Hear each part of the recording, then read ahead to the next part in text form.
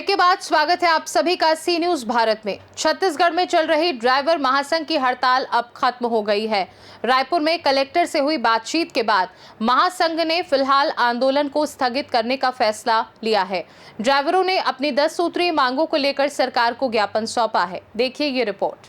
Chhattisgarh driver महासंघ अपनी विभिन्न मांगों को लेकर हड़ताल पर है। प्रमुख मांगों में प्रदेश में पूर्ण शराबबंदी लागू करने, ड्राइवर आयोग और वेलफेयर बोर्ड का गठन, कमर्शियल लाइसेंस धारकों के लिए बीमा की व्यवस्था, दुर्घटना में मृत्यु पर 10 लाख और दिव्यांगता की स्थिति में 5 लाख रुपए की सहायता राशि देने जैसी मांगे शामिल थी।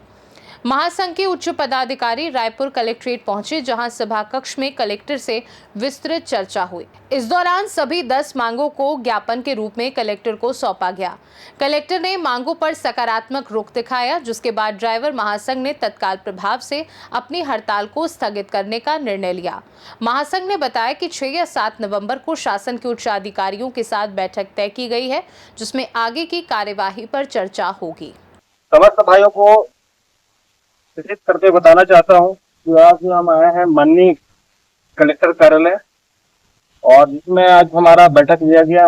मोटर मालिक संघ भी उपस्थित थे आज इस बैठक पर, और उक्त बैठक पर विशेष जानकारियां दी गई कि जो श्रम विभाग के अधीन और श्रम और माननीय सर्वोच्च न्यायालय के आदेशानुसार जो आज देखा जा रहा है कि श्रम अधिनियम के तहत में 8 घंटे को उपरांत खासकर मोटर सेक्टर पर, मतलब ये ड्राइविंग सेक्टर पर, जैसे हम ड्राइवर हैं, ड्राइवर के लिए 8 घंटे का समय निर्धारित किया गया है।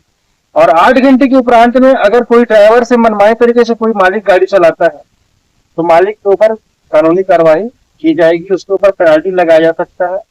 और उसमें भी कई प्रकार से और धाराएं बताई गई हैं, जैसे व्यस्त कर्मचारी 18 वर्ष या उससे अधिक को निम्न कार्य करने की आवश्यकता नहीं होगी या उन्हें अनुमति नहीं दी जाएगी।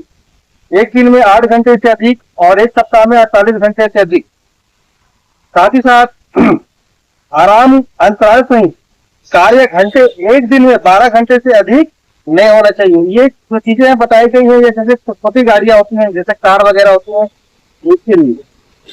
और आराम का अंतराल 5 घंटे लगातार काम करने के बाद कर्मचारी को कम से कम आधे घंटे का आराम अंतराल दिया जाना चाहिए। मतलब 5 घंटे आप कंटिन्यू गाड़ी चलाने के बाद में आप रुकेंगे और आराम करेंगे, आपको वहां पर आधे से 1 घंटे का वहां पर आप समय ले सकते हैं। कंटिन्यू गाड़ी चलाने का प्रावधान नहीं है।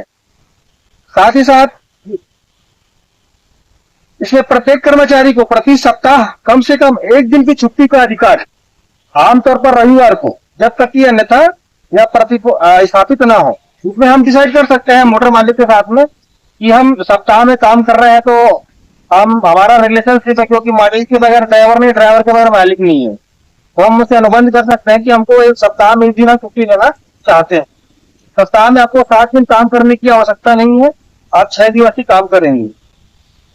यदि कोई कर्मचारी प्रतिदिन 8 घंटे या सप्ताह में 48 घंटे से काम करता है और तो उसे ओवर टाइम वेतन का अधिकार है, जो कि सामान्य दर से दोगुना होगा। जैसे हम डेली एवरेज में काम करते हैं, जैसे हमारा प्रतिदिन का हिसाब जैसे 600 रुपया अगर निर्धारित है, तो अगर हम ओवर टाइम करते हैं तो घंटे के हिसाब से, हमारा घंटे के हिसाब से 8 घंटे के हिसाब से निर्धारित होगी और उसका दोगुना होगा।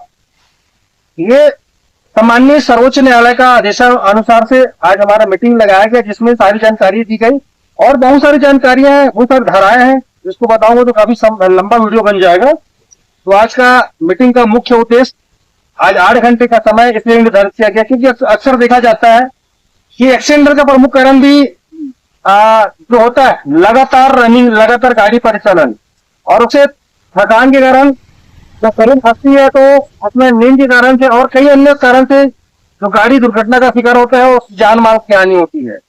उसमें एक प्रकार से परीक्षण किया गया है, परीक्षण करके उक्त बातों का उल्लेख और उक्त बातों का आदेश माननीय सुप्रीम कोर्ट, माननीय सर्वोच्च न्यायालय के द्वारा आदेश दिया गया है, जो आज मैं खुद चल के रायपुर से आज आया हूँ बेमेतरा, और बहुत अच्छी जानकारी है, बहुत अच्छी पहल है, और इस पहल का छत्तीसगढ़ ड्राइवर महासंघ स्वागत करता है।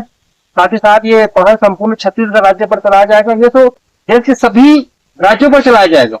और ये लगातार मालिकों को, साथ ही मालिकों के लिए एक विशेष आदेश है इसमें कि मालिकों को रजिस्टर्ड कराना पड़ेगा। तो उसके बाद एक गाड़ी भी है, तो एक गाड़ी में 2 ड्राइवर है तो उसको भी रजिस्टर कराना पड़ेगा।